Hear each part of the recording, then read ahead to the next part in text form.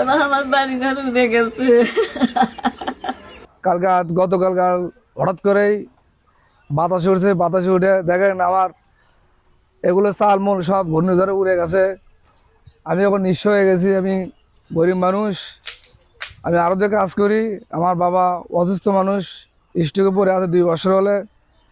আমি কীভাবে এলে বাড়িঘর কর্ম করেন, আমার পরিবার, বাবা মা ভাই, এদের নিয়ে কীভাবে বাড়িতে থামো?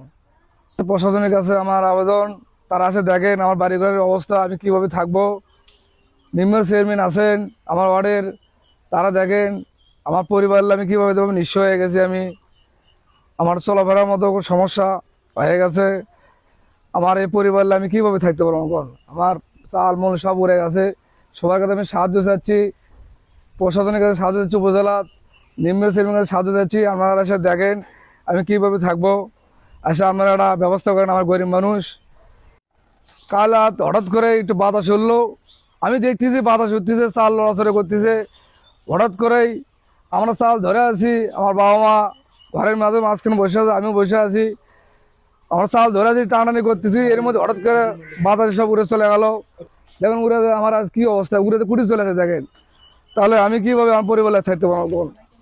আমার চোখের সামনে চাল উড়ে চলে গেল।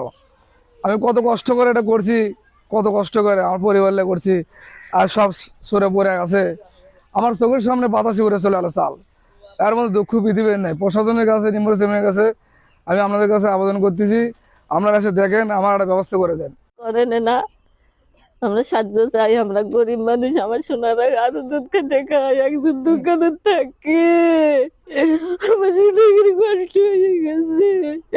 আমার পেটের উপর লাঠির গায়ের উপর বাঁশ কুটে পড়ে গেছে, সেইখান থেকে আমি এখন কি করবো?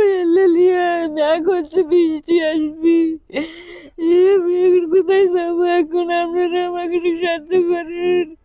আমরা কোথায় যা থাকবো, আমাকে থাকার মতন কোনো জায়গায় নেই। কোন জায়গায় যে আমরা দাঁড়াবো, কোন জায়গায় থাকবো, থাকার মতন কোনো রকমের কোনো পথ নাই আমাদের। আসছিল উপজেলা কথা বলছি, আবেদন করতে বলছে উপজেলা। আবেদন করলে এদের পরে ক্ষতিগ্রস্তরা যদি কিছু পায় সেটা ব্যবস্থা করে দিবি।